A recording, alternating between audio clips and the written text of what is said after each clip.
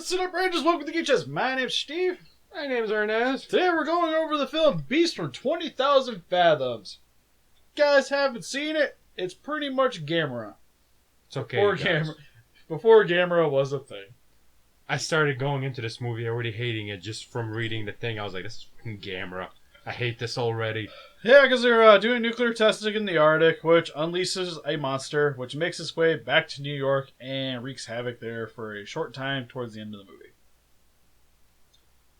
Most of the middle is spent people not believing that there's a monster, even though some people seen the monster, and then like people eating ships and like I don't get. Everybody's crazy, and now we got to figure out the monster's really real, and then oh boy, the monster shows up, and then the movie ends. It's a slow movie. It's a slow movie, and just getting into it. What movie came out in 1953? Mm-hmm. So it's in black and white, which that never really bothers me. I actually like black and white movies. Which blows my mind. The budget for this movie was only like $210,000, but he made $5 million in like 50s. Like, well, the funny thing too is, I guess like originally it was like they were gonna put it out themselves, but they were like, nah, screw it. If we sell it to I think it was Warner Brothers. Yeah. At the time, we'll probably make more money than it was put out, and then Warner Brothers puts it out, and it's like biggest box office thing at the time. So they're just like ching. But yeah, for the plot, for me anyways, it seems a little slow. Definitely. I wish there was maybe a little bit more giant monster action, which I understand. You can't really have the monster in it like a ton, because it's the only monster in the movie. Like, there's only so much you can really do. And then also, since it's with stop motion, that just takes up more time, more budget. I get it. But most of the movie is spent, like, at the beginning's pretty sweet. When, like, they're doing the testing, monster breaks out, and everybody's like, oh my god. There's a plot, you know what's going on. Yeah, like, it gets you into it. They kind of think the one guy might be crazy, even though he's a doctor. So that's weird. And then the entire time he's trying to defend himself, and he's even going to like other doctors to try to back up his story. While this monster's like destroying and doing other stuff as it makes his way, there's other people that have seen it too. So at that point, you think it'd be pretty easy to kind of like tie stuff together, which eventually that's kind of like how he brings everybody else along as he finds the other guy. Even though he's just a random dude on a ship that also supposedly seen a monster. And I think it's kind of funny that they believed him, but they didn't believe the professor, the doctor. Like, it took so long there, but we bring aboard the sailor guy, and oh boy, everything's all good to go.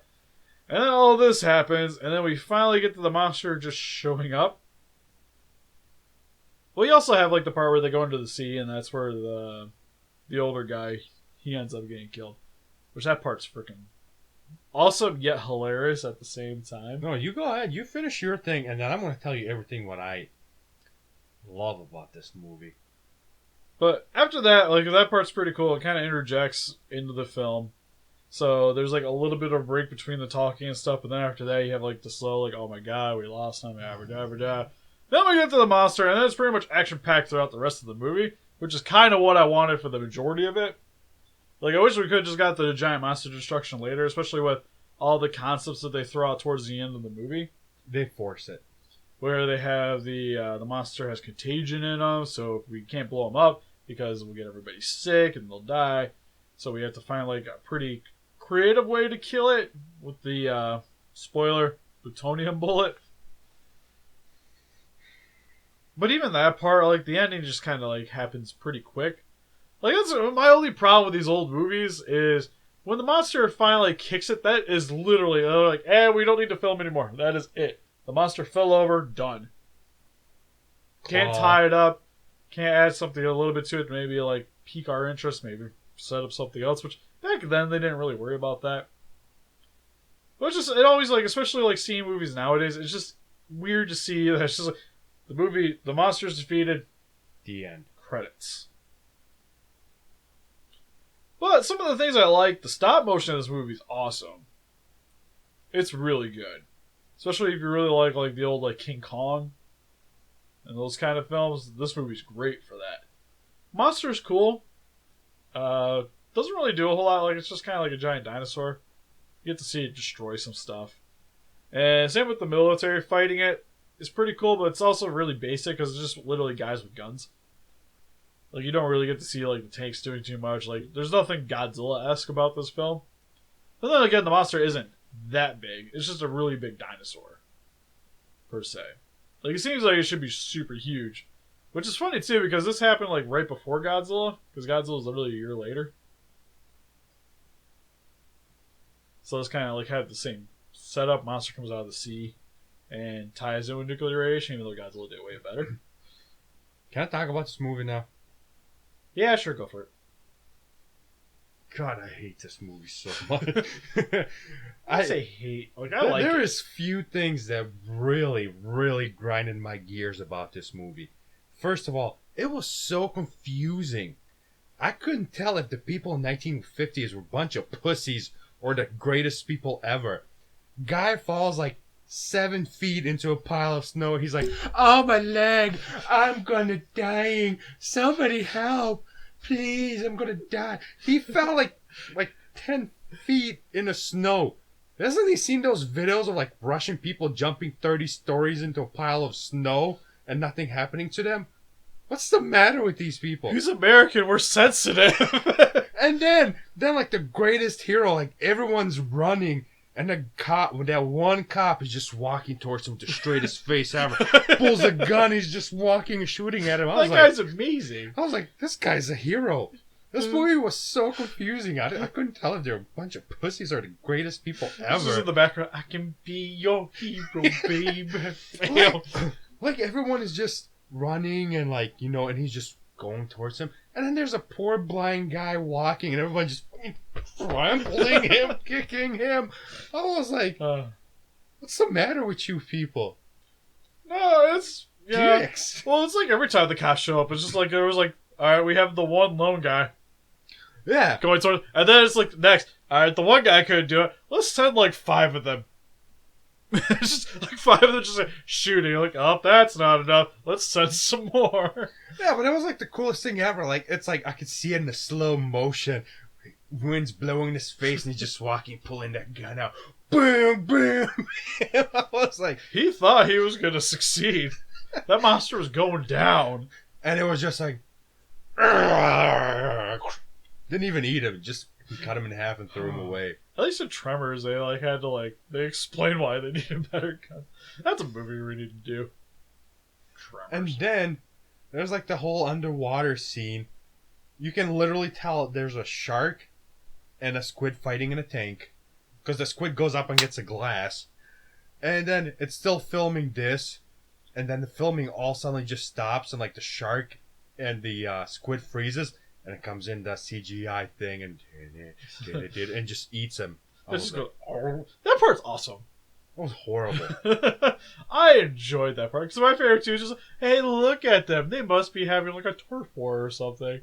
And just, and then random shark and octopus going at it. And then back to the same scene. That is the most stupidest professor I've ever met. No, go ahead, you guys. Lock me in here so I can tell you everything that's going on. Step by step. Oh, we're having a turf war down here. Oh, there's a monster. I see it. He's coming towards me. He's coming towards us.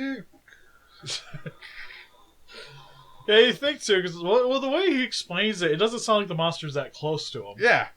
But you can see it getting closer. I was just waiting for, pull me up for the love of God. He's just sipping his tea, watching his death coming towards him. Hey guys, how's it going? You know, just enjoying this hot tea. I was like, man, he was an old dude, man. Maybe he was just like, senile it'd be bastard. cooler to go out with being eaten by a giant dinosaur. I don't know.